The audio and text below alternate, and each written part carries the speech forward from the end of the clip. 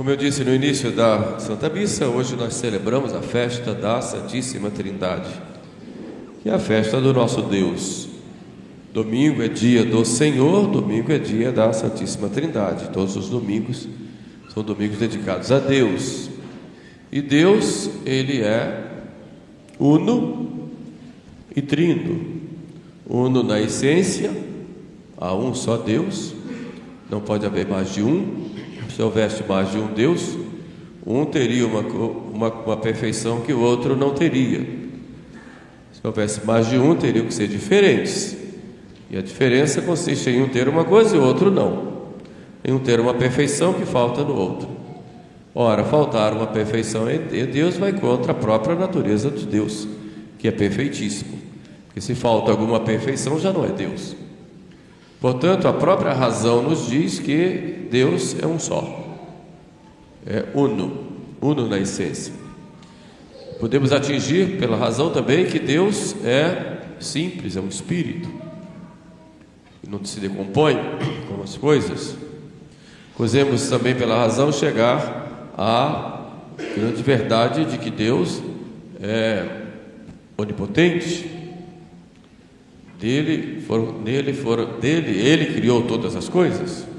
A própria razão nos indica isso, que há um princípio criador, que é Deus, e é um ser. Podemos pela razão também entender que Deus está presente em toda parte, e Deus é imenso. A nossa razão tem um limite. Esse limite, ele para no mistério. E quando chega no mistério, nós vamos ver, daqui para lá eu não consigo atingir pela razão. Então é aí que vem a revelação. Deus então vai tirar esse véu do mistério e Ele vai se mostrar, revelar, ou seja, vai tirar o véu.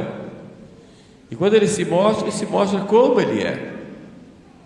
Quando Deus vai mostrando como Ele é, nós acreditamos, e esse acreditar por causa da autoridade daquele que revela é o que nós chamamos de fé, que é ao mesmo tempo um dom que Deus nos dá, é uma virtude que Deus infunde em nós, mas é também uma resposta ao Deus que se revela. Então, quando a razão para, daqui para lá não consigo mais, vem a fé por suplemento, ou vem a fé dizer o que eu preciso conhecer daquilo que é mistério. Então a nossa religião não é uma religião construída pelos homens, é uma religião revelada. Deus que toma a iniciativa e se revela para nós.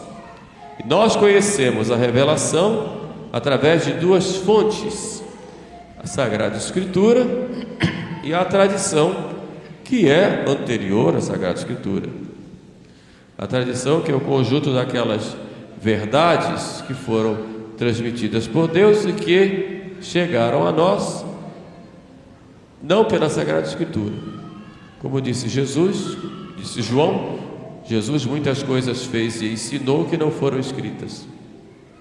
E São Paulo diz aos Tessalonicenses: guardai as tradições.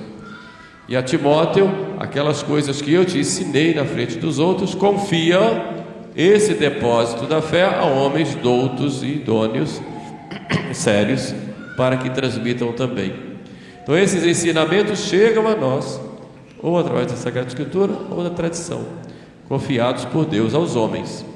Mas para garantir que essa revelação chegue pura, Deus então instituiu um magistério, para que essa revelação chegue a nós legitimamente interpretada. Deus então instituiu um magistério e dota esse magistério de uma assistência especial do Espírito Santo. Por isso Cristo diz: o Espírito que o Pai vai enviar vos ensinará, que eu vos enviarei do Pai, vos ensinará toda a verdade. Então não adianta você ter a Sagrada Escritura ou ter a tradição da igreja sem o magistério. Se você tem a Sagrada Escritura sem o magistério, aí você vira protestante, com as diversas seitas, com as diversas divisões, e são muitas as divisões, por quê? Porque falta um magistério com garantia de infalibilidade, como tem a Igreja Católica. De modo que a Igreja vai nos abrir esse mistério, interpretando a Sagrada Escritura, e vai dizer como Deus é. A razão já me disse que Deus é uno, e a revelação vai me dizer que Deus é uno e trino, que é uno na essência e trino nas pessoas. E nós vamos ver então que Deus vai se revelando na história, e a maior revelação de Deus é mandando o seu Filho Jesus. O Filho que feito homem é Jesus Cristo. E Jesus vai nos falar de um Pai. Ele é Filho e vai falar de um Pai. O Pai que me enviou. Então há um Pai que envia um Filho. Depois ele vai dizer que ele vive pelo Pai, e de que ninguém vai ao Pai senão por ele. Ninguém vai ao Pai senão por mim. E vai dizer que ele tem na unidade com o Pai. Eu e o Pai somos um. E quando ele foi condenado à morte, foi exatamente, os judeus entenderam, porque ele dizia que era o Filho de Deus. Tu, sendo homem, te fazes filho de Deus. E eles entenderam que, dizendo que era filho de Deus, não era filho de Deus como todos são, mas um filho de modo especial. E eles entenderam e por isso condenaram Jesus. Mas Jesus fala de uma terceira pessoa, o Espírito Santo, que procede do Pai, vos ensinará todas as coisas. Eu vou enviar do Pai um outro Consolador, o Espírito de verdade, que procede do Pai. Ora, se eu e o Pai somos um, o Filho, o Espírito Santo procede do Pai, também procede de mim. Então, que do Pai, procede do Pai e do Filho, e que é uma pessoa distinta do Pai e do Filho, é uma outra pessoa. Então, esse grande mistério, cujo véu é tirado para nós por Jesus, vai nos mostrar que Deus não é só uno, como mostrava o Antigo Testamento na Revelação, como mostra a nossa razão, mas esse é uno e é trino. Mas como é uno e trino, é contraditório? Não, porque Deus é uno na essência, mas é trino nas pessoas. O Pai, contemplando-se a si mesmo, gera desde toda a eternidade uma imagem sua. É o Verbo.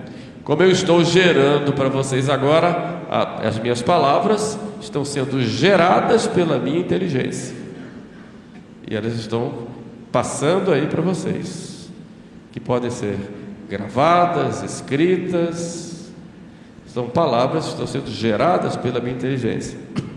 Assim o Pai, conhecendo-se a si mesmo, gera uma imagem sua. Essa imagem do Deus invisível é chamada de Verbo, que significa palavra. Assim como a palavra é gerada pela minha inteligência, isso é uma comparação que João faz, o Verbo, que é o Filho, é gerado pelo Pai desde toda a eternidade. Mas não é menor que o Pai, nem é maior que o Pai, no sentido de ter a mesma natureza do Pai. O credo de Nicéia diz que é consubstancial, tem a mesma substância do Pai. Mas o Pai e o Filho contemplam-se mutuamente, e essa contemplação do Pai e do Filho faz com que haja um amor infinito do Pai e do Filho. O Pai e o Filho se amam mutuamente nessa contemplação. E esse amor do Pai e do Filho não é algo abstrato, é um ser, ou melhor, é uma pessoa, é o Espírito Santo. Por isso que se diz que procede do Pai e do Filho. Muitos chamam o Espírito Santo de amor, é uma redundância, porque o Espírito Santo já é o amor do Pai e do Filho. São três pessoas distintas, todas três com a mesma natureza, com a mesma essência, com a mesma substância, com o mesmo poder, com a mesma sabedoria, e todas as três são igualmente eternas. Este é o grande mistério da Santíssima Trindade. Nós não conseguimos entender, porque nossa inteligência só consegue apreender aquilo que está abaixo dela, não o que está acima. Eu posso entender como se constrói essa igreja, embora ela seja grande, com tijolos, saber até quantos tijolos foram gastos aqui, porque ela está abaixo da minha inteligência. O arquiteto, quando foi fazer esse projeto, ele tinha tudo isso aqui dentro da cabeça dele, porque isso tudo, qualquer tamanho que seja, está abaixo da nossa inteligência. Só que Deus não. Se eu pudesse entender Deus, Deus estaria abaixo da minha inteligência, então não seria Deus, eu seria o Deus. Só que eu sou criatura, Deus é Ele. Então Deus é mistério. Eu só consigo crer pela fé. Eu creio. A razão já me diz que Ele existe, como Ele é, até certo ponto, mas que Ele é comunhão, que é uma família, Pai, Filho e Espírito Santo, uma família divina, só Ele se revelando, Ele mostrando. Essa é a nossa fé. Às vezes a gente vai à igreja todo domingo, sabe tudo, lê tudo, mas essa é a principal verdade, que é a base da nossa fé cristã e da nossa fé católica. Deus é uno na essência e trino nas pessoas. É famosa aquela passagem de Santo Agostinho, que estava tentando entender esse mistério, e era muito sábio, passeando nas areias lá da cidade dele, e viu um menino que tinha cavado um buraco na areia e estava pegando água no mar e colocando no buraco. E Agostinho se distraiu e disse: "O que você está fazendo, garoto?" Ele disse: "Eu vou colocar a água do mar toda dentro desse buraco." E o garoto disse, Agostinho disse: "Impossível, o mar é imenso, olha o tamanho do buraco." E o garoto disse: "É mais fácil colocar a água do mar toda dentro desse buraco do que o Senhor entender o mistério da Santíssima Trindade, que é imenso para a pequenez da nossa inteligência. Mas eu creio, porque o Senhor Ele é a verdade, Ele é a sabedoria, e Ele não quer me enganar e não me engana, e eu creio, pronto, acabou-se. E quantas vezes eu faço atos de fé no dia a dia e creio e vou nas pessoas.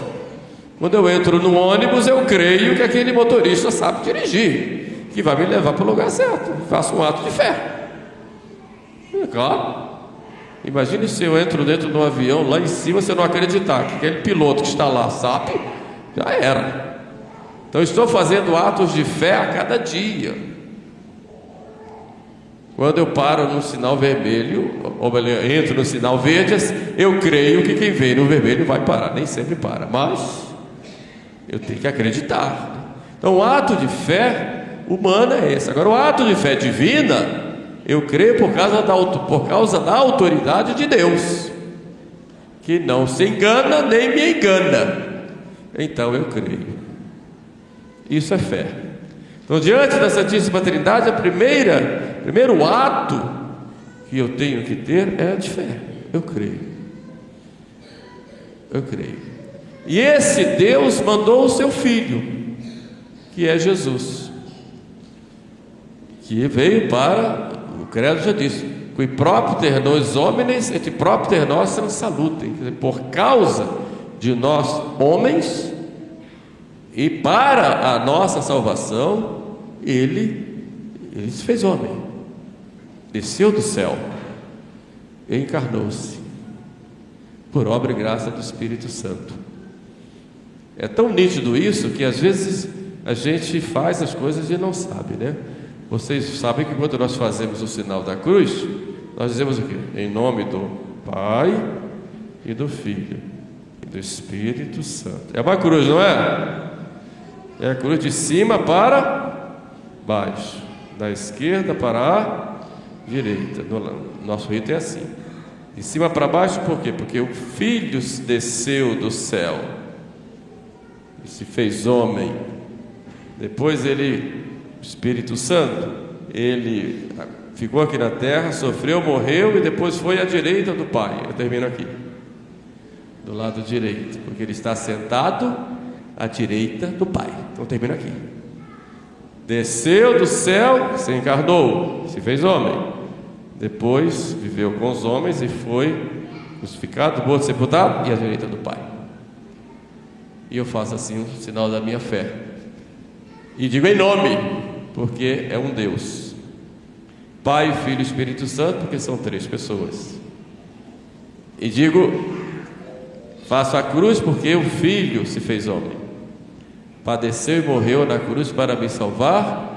Está sentado à direita do Pai, de onde há de vir a julgar.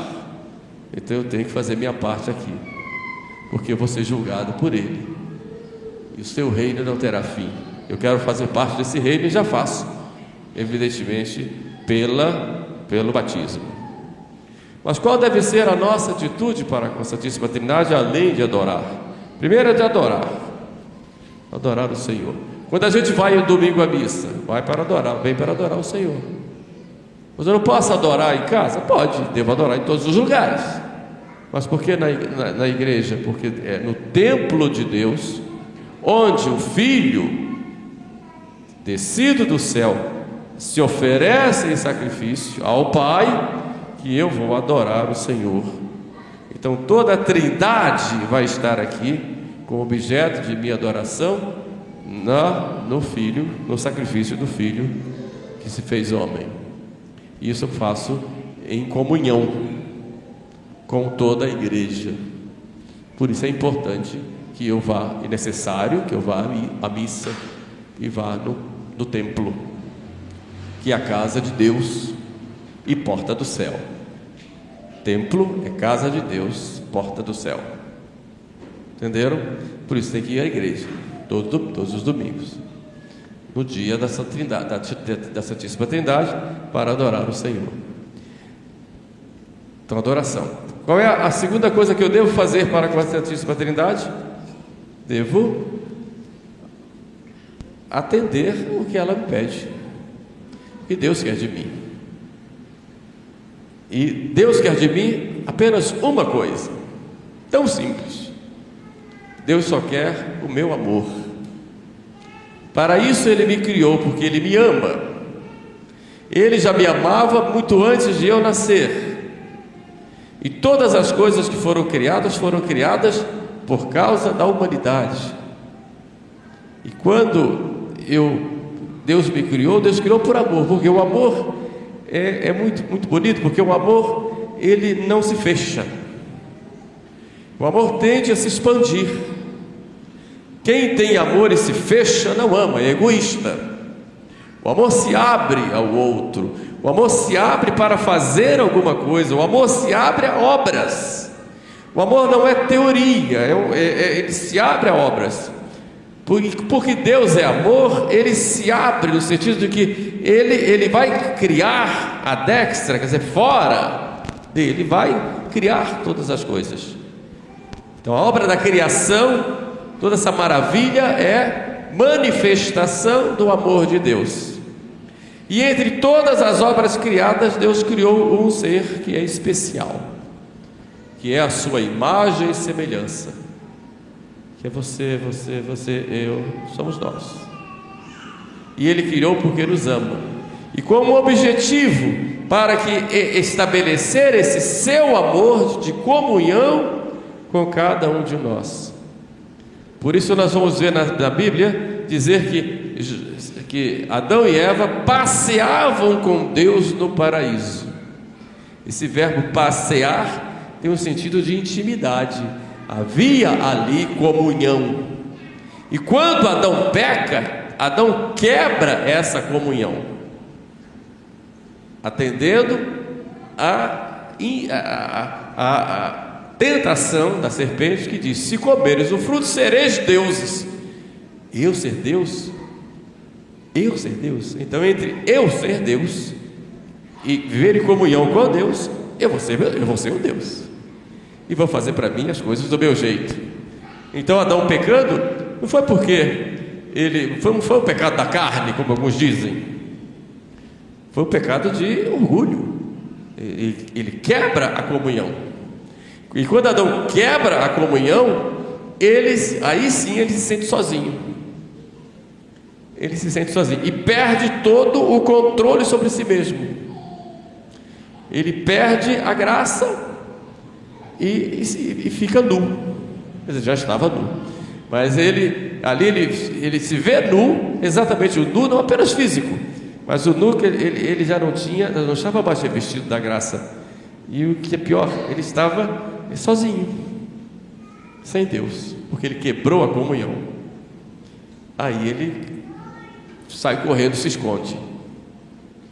Deus, na sua bondade, vem atrás de Adão e vê se Adão reconhece que tinha feito, que tinha quebrado a comunhão. E o que Adão fez? Culpou a Eva. E vamos ver se pelo menos Eva se ajeita aí. Eva vai, culpa a serpente, e ainda se dá de vítima, né? Porque quando a gente não quer assumir os erros, a gente sempre se faz de vítima. Isso vem lá de Adão e Eva.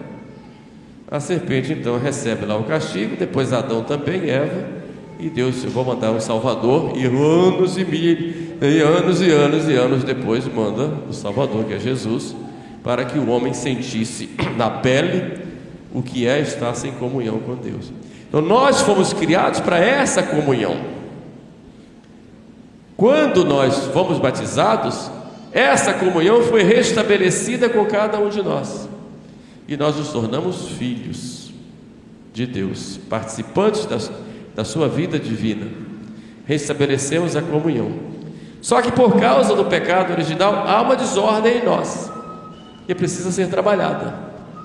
Aí a necessidade da oração, a necessidade da graça, a necessidade da penitência, para que essa desordem se ordene, e para que nós, com a graça de Deus, possamos manter essa comunhão.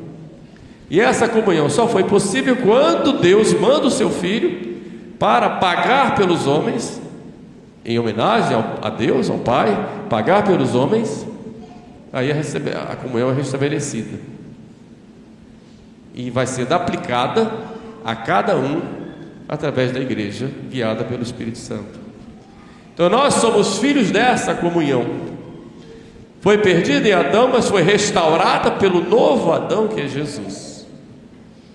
E aí nós podemos agora viver essa comunhão. E vamos viver essa comunhão no dia a dia, ouvindo a palavra de Deus e colocando em prática. Aquele que me ama, diz Jesus, meu Pai o amará, e nós viremos a Ele e nele faremos morada. Mas quem é que ama Jesus?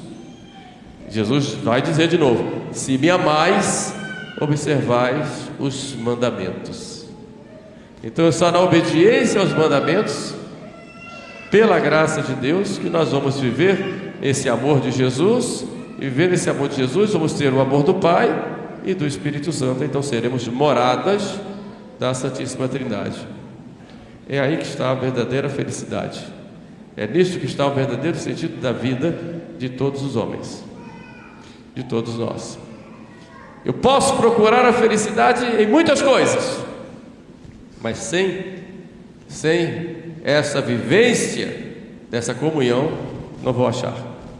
Posso ter muito dinheiro, fazer muitas viagens, ter muitos carros, muitos imóveis, fazendas, muito gado, muita plantação de café, posso ter muitas coisas, posso aproveitar a vida, passar noites e noites na festa, beber todas, brincar à vontade, pular, ter muitos amigos, ser um grande presidente, um grande rei temporal. Posso ter milhares e milhares e milhões de votos de todo mundo, ser aplaudido pelas multidões, mas se eu não tenho a comunhão, isso tudo é lixo. Nada disso serve para a minha vida. Pode me dar uma falsa alegria temporal, mas logo passa. Por isso disse Santo Agostinho, que experimentou muitas coisas que o mundo pode dar, e ele dizia: nosso coração anda inquieto e só encontra repouso em ti, ó Senhor. E Santa Teresa, aquela frase famosa: quem a Deus tem, nada lhe falta, só Deus basta. Podemos dizer o contrário: quem não tem Deus, não tem essa comunhão com Deus, tudo lhe falta, nada satisfaz, nada, tudo falta. Embora tenha tudo aparentemente, não tem nada, porque não tem Deus. Então, viver essa comunhão com Deus é viver a comunhão na oração, viver a comunhão na graça, viver a comunhão buscando o amor, viver o amor de Nosso Senhor no dia a dia, na adoração, na recepção dos sacramentos, especialmente na Eucaristia, na companhia dos santos, especialmente Nossa Senhora. Assim eu vou vivendo essa comunhão com a Santíssima Trindade. Pensamos, pois, a Nossa Senhora, depois dessa paciência de vocês em me ouvir durante tanto tempo, a que Deus Nosso Senhor nos dê a graça de vivermos sempre essa comunhão com Deus, com Ele, e nunca percamos a comunhão. Se perder essa comunhão pelo pecado, vá voando para o confessionário, corra, vá lá: quero restabelecer a comunhão com Deus aqui no confessionário, e a absolvição do Padre pelos méritos de Jesus vai te dar de novo essa comunhão. Louvado seja nosso Senhor Jesus Cristo.